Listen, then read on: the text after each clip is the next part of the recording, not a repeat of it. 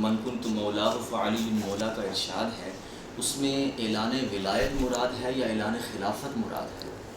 بسم اللہ الرحمن الرحیم۔ یہ بڑی کنفیوژن ہے، اور ہمارے ہاں ایک مکتب فکر کی بنیاد بھی اسی روایت کی بنیاد پہ وہ حضرت مولا علی کرم اللہ وجہ الکریم کے بارے میں پہلے خلیفہ یا بلا فصل خلیفہ ہونے کا قول بھی اسی بنیاد پہ کرتے ہیں۔ دیکھیں، روایت کے لفظ آپ نے خود پڑھ دیے ہیں، کم و بیش تھوڑی تھوڑی تبدیلی کے ساتھ یہی الفاظ ہیں، من کنت مولا فہذا علی مولا۔ تو حضور علیہ السلام نے ولی کا لفظ استعمال کیا ہے، خلیفہ کا لفظ تو استعمال ہی نہیں کیا، تو لفظ ولایت ہوا ہے، تو لہٰذا یہ مقدمہ ولایت قائم کرتا ہے، مقدمہ خلافت میں قائم کرتا ہے۔ باقی توجیحات ہیں، آپ جتنی مرضی لے لیں، لیکن جو صریح نص ہے اس سے، عبارت النص سے جو معنی اور اقتضاء سے بھی، اقتضاء النص بھی دیکھ لیں، یہ واقعہ کیا تھا۔ کسی نے آ کے حضرت مولا علی کی شکایت کی، حضور علیہ السلام نے برہمی کا اظہار فرمایا اور پھر خطبہ دیا، اور اس کے بعد پھر یہ ارشاد فرمایا۔ تو اس کی اقتضاء بھی یہی بتاتی ہے کہ حضرت علی علیہ السلام کا جس کے مولا ہیں، جس کے دوست ہیں، جس کے مددگار ہیں، جس کے رہنما ہیں، جس کے مربی ہیں، ٹھیک ہے، میں اس کا رہنما، اس کا مربی ہوں۔ تو یہ اعلان ولایت ہے۔ اس سے اعلان خلافت کا قول لینا یہ جمہور کے خلاف ہے۔ امت کے جمہور نے اس سے نہیں لیا، بڑے بڑے اہل دانش آئے، انہوں نے نہیں لیا۔ اب دوسرا پہلو یہ ہے کہ یہ اعلان ولایت ہے، اگر کوئی بندہ اس کو محض ایک فضیلت سمجھ کے اعلان ولایت کو بھی ایک طرف کر دیتا ہے تو یہ بھی بہت بڑی جسارت ہے کہ اعلان ولایت اس کو سمجھ لینا کہ اس سے مراد وہ نہیں ہے جو لوگ بیان کرتے ہیں، اس سے مراد وہی ہے جو لوگ بیان کرتے ہیں۔ 1400 سال سے اس روایت سے اہل سنت کے ہاں کسی نے خلافت کا قول نہیں کیا، لیکن تفاسیر،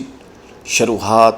اور تعبیرات بھری پڑی ہیں اہل سنت کے ائمہ کی کتب سے، جنہوں نے اس حدیث کی شرح کرتے ہوئے حضرت علی کی ولایت کا قول کیا اور مومن ہونے کے لیے حضرت علی کی ولایت کو لازمی قرار دیا۔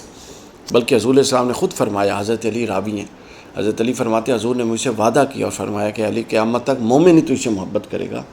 اور سوائے منافق کے کوئی تیرا بغض نہیں رکھے گا۔ تو اس سے کیا پتہ چلتا ہے، وہ ولایت علی اس طور پہ تھی کہ اللہ اور اللہ کے رسول کے بعد نفاق کی جو علامت ہے وہ حضرت علی کی محبت کو بنائے گی۔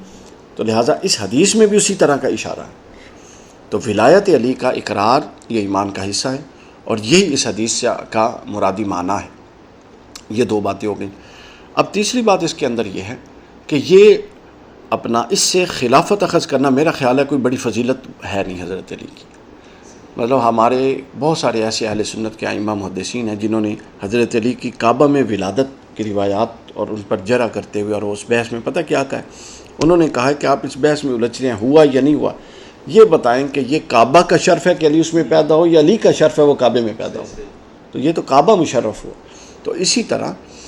خلافت کا اس سے استنباط کرنا یہ کوئی بہت بڑی بات نہیں ہے، چونکہ خلافت ایسی شے نہیں ہے کہ اس نے حضرت علی کے وقار میں اضافہ کرنا ہو، بلکہ حضرت علی نے خلافت کے وقار میں اضافہ کیا۔ تو لہٰذا جب اولا اور بڑا استدلال موجود ہے تو پھر چھوٹی چیز کا اس سے اخذ کرنا بنتا نہیں ہے۔ تو لہٰذا اس حدیث پاک سے بالکل واضح معنی مراد ہیں کہ حضور نے ولایت